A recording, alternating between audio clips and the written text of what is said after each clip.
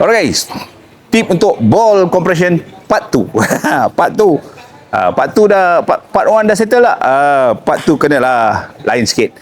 Part 2 tadi, part 1 saya kata badan kena stable. Okay. Part 2 adalah kita nak menghasilkan speed yang betul dan juga bola club head kita steady to compress the ball. Maksud dia, kita tak cepat scoop the ball up macam ni.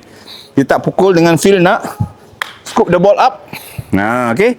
Kita tak pukul tadi kontak dah baik. Kita nak pukul apa?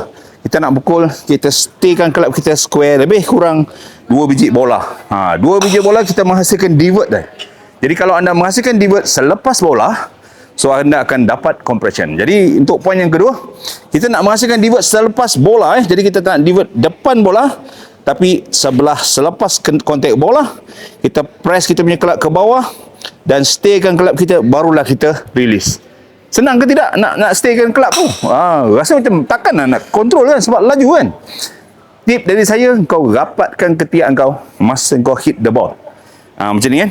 So jadi bila saya rapatkan ketiak, senang untuk saya buat divot. Sebab apa? Sebab saya akan dibantu oleh badan saya. Badan saya akan push the club, bukan tangan saya push the club. Cuba saya rapatkan ketiak saya. Ketiak ni anak saya cukup cium ni. Rapatkan ketiak saya masa kita down swing. Rapat. Yes. Kita boleh rasa pukulan kita straight ke depan. Sekali lagi saya tunjukkan. Kita feel, kita rapatkan ketiak. Okay, rapat dia punya pangkal lah, bukan semuanya. Rapat pangkal.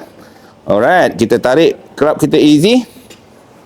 Yes. Macam tu. Kita tekan. Jadi bola di sini, club kita take off dekat center guys.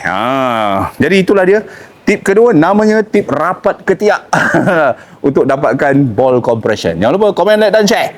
Bye bye. Semoga pukulan anda manis-manis selalu. Manis-manis game-game, datangkan